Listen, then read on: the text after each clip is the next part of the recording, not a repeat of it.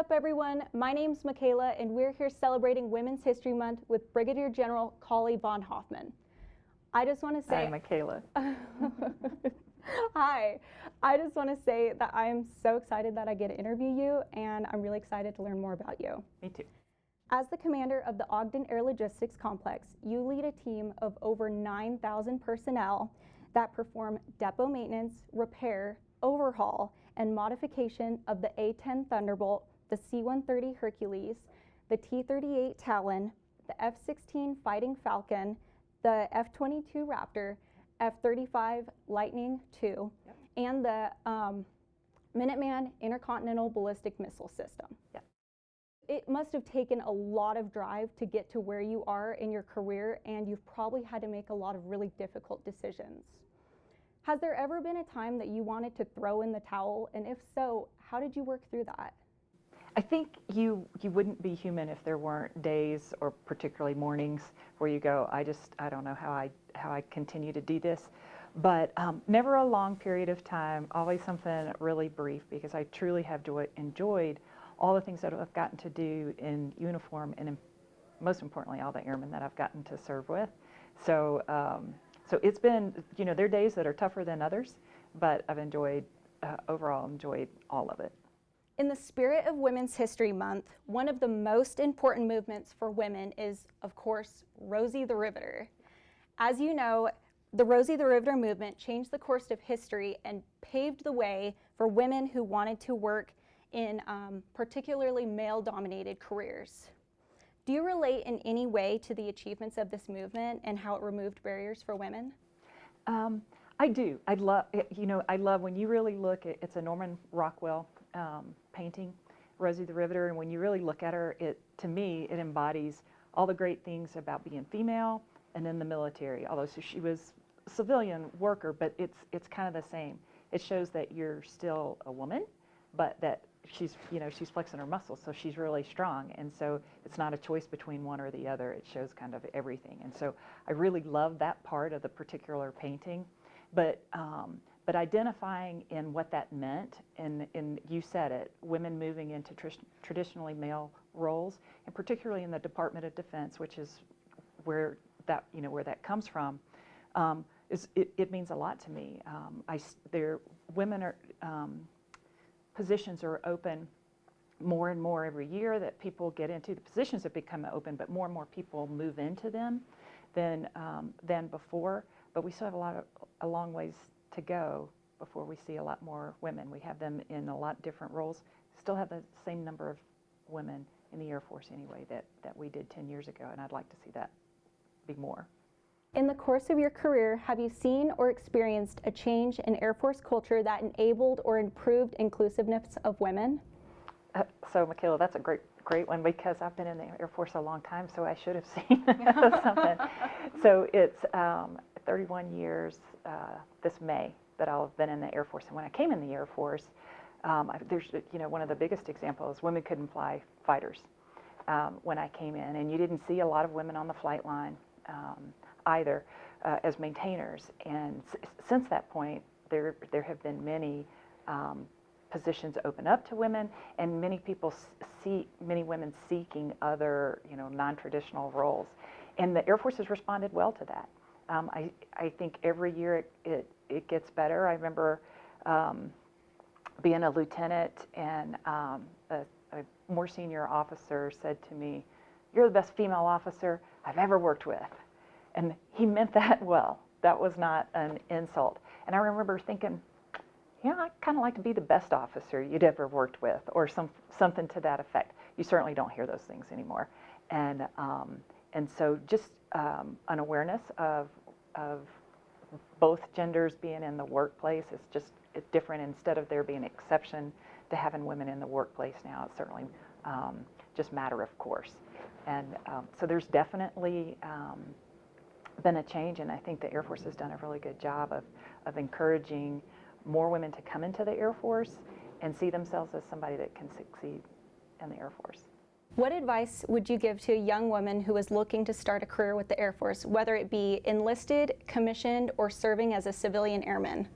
Oh boy, I would I would be super excited to meet somebody that was considering coming into the Air Force in any of those ways.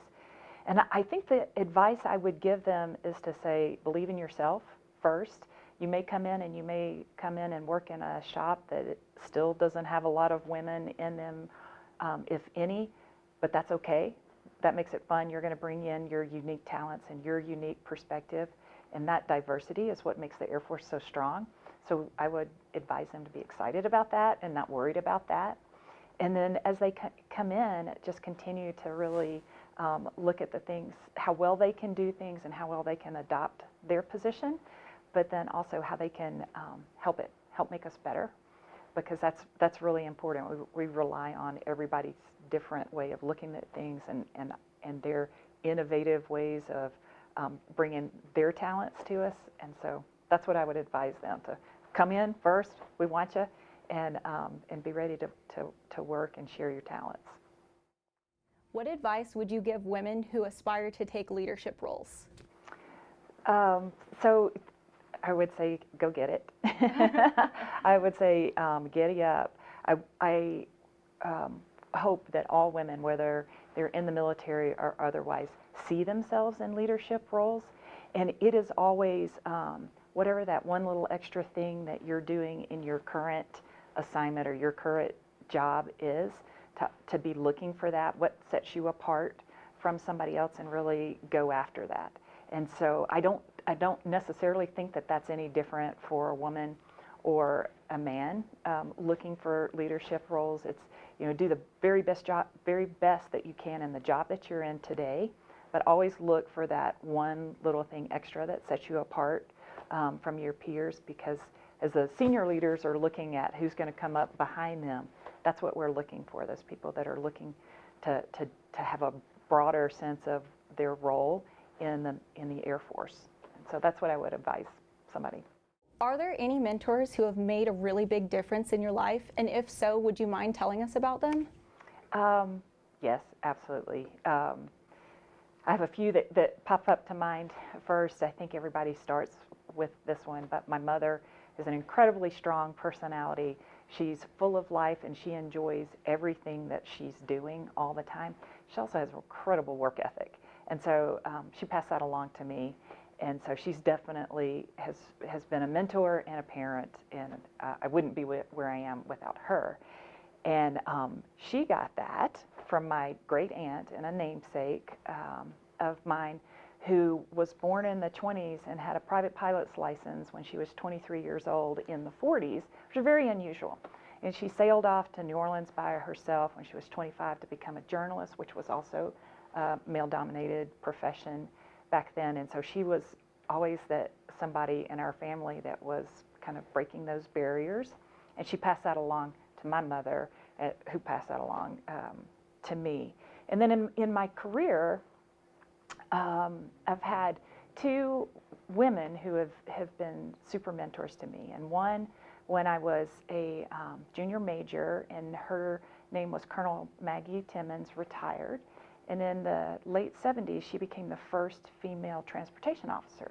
Also, not a pilot, but also a career field in the Air Force that had very few women, definitely in the 70s. And she made it all the way to colonel, to full colonel as a transportation officer.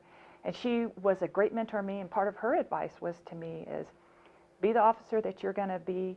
Don't make any excuses for gender or anything else. And the other thing that she said was that to always keep the balance of family and work, because at that time I was trying to do both 100% and had young kids and all of that, and she would kind of keep me on the level thing and just say the kind of good advice that you would want from a mentor. And then later in my career, it was Major General retired KJ Johnson.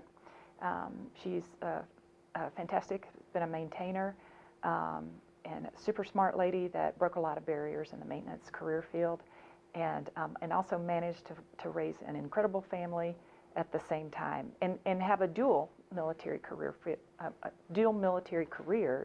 which is pretty hard to do. And the Air Force has put many more things in place now to make it easier for families to do that. But she came up a lot of those things were in place, and managed to have a career both for her husband and herself. And so she's been a great mentor to me. So you're talking about breaking barriers. You're the first reservist commander in a depot. How did that come to be? Well, it's really exciting. So in the period of my career, I, like many reservists, have been what we call like an operationally ready reserve.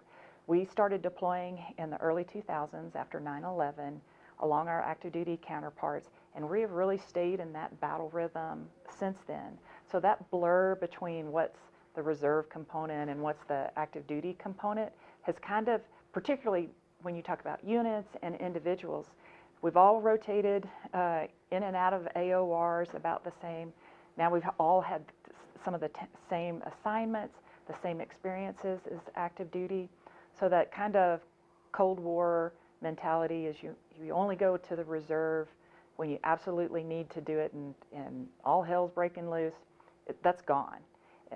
Since, like I said, since 9/11, the reserve and active duty have really worked side by side. And so by the time you've done that for now 20 years, the Air Force senior leaders can go in and say, who's the right person for this position? And it's less about the status of the person and what experience they've had leading up to what they need to fill that particular position. So that's kind of how it is, and I'm not the only one. There's different Air National Guardsmen and different reservists filling active duty roles, and there are active duty airmen in traditionally reserve positions as well. So it's kind of neat how it's come about. Awesome. Yeah. Can you tell us a little bit about all the women who are a part of the Ogden Air Logistics Complex? Oh yes, I'd love to. That would be great.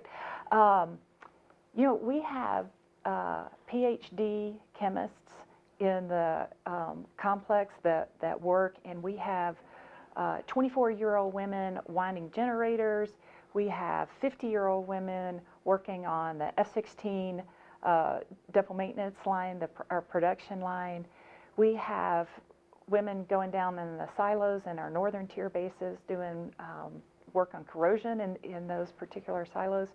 So we have a wide range, young and old, in all levels of experience, and it's really exciting. It's a great place to come to work for anybody. Love to see more women coming through the door here.